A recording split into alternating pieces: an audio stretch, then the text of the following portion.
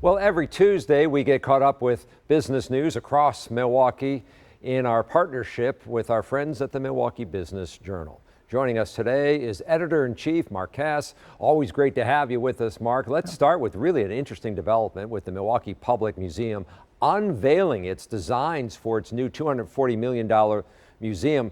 So what is the status of the fundraising for this project, and what will it mean for the northern edge of downtown Milwaukee? You know, really, Charles, it was kind of eye-opening yesterday. I know I was surprised at the thing. It was really kind of shocking. It looked great, looked kind of something that we haven't seen in Milwaukee. So it was really nice. They're about halfway through with the fundraising now, and now going public. They have about $100 million raised or so on the project. They needed obviously to raise a lot more, but they made a substantial amount of work already. Really moving forward. This is really an exciting development. We all know about the museum. We all went there as kids.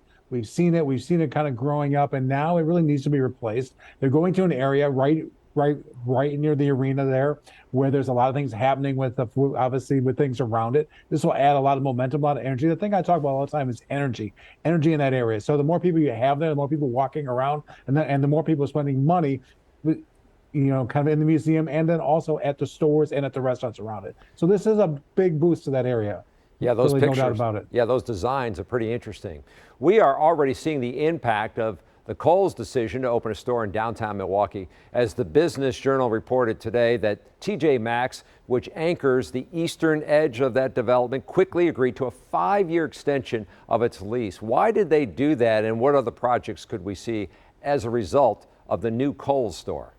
You know, it's always about kind of all these retailers want to be near each other, Charles, and to see this happen, like 3 days after this was announced, over a weekend on a Monday morning, there it was, really extended quickly. I think you'll see other retailers look at this area. Hopefully a grocery store will look at this area. You're seeing work around the convention center. You're seeing work with through other employers who are coming down there. There's a lot of momentum happening around the avenue right now with the food hall, all the success that's having. Again, it's about energy. It's about all this activity in that area and really growth, and kind of what Kohls brings to that area is energy and people who are going to walk around and shop at other stores. Yeah, that's the key. If you increase the foot traffic for one store, it's likely going to help some of the other stores. Retailers love to be around each other, Charles. They certainly do. I mean, it's kind of like a McDonald's, right? Right. Everywhere there's a McDonald's, there's a Burger King.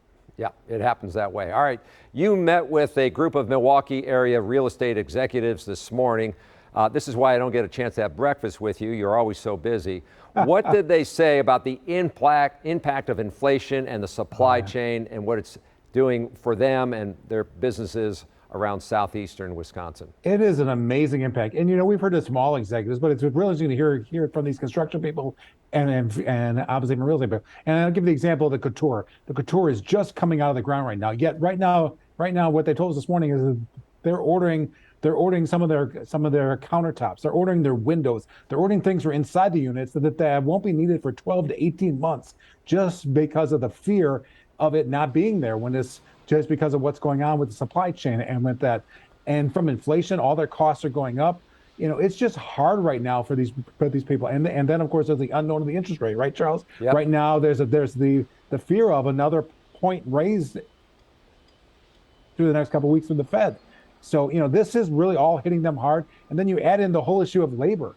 They need employees who are going to help them with these projects. So there's a lot going on right now. You're seeing it play out, and they just have to be smarter. They have to be quicker, and it's kind of, they said, they have to be nimble, which I think we all have to be. And I know, Charles, you are the most probably really the most nimblest of us all, right? Well, I try to be. Yeah, these are real life issues happening in real time. So, Mark, we appreciate your time. Mark is with the Milwaukee Business Journal. Always great to have you with us. For more on today's top business stories, head to bizjournals.com/Milwaukee. All right.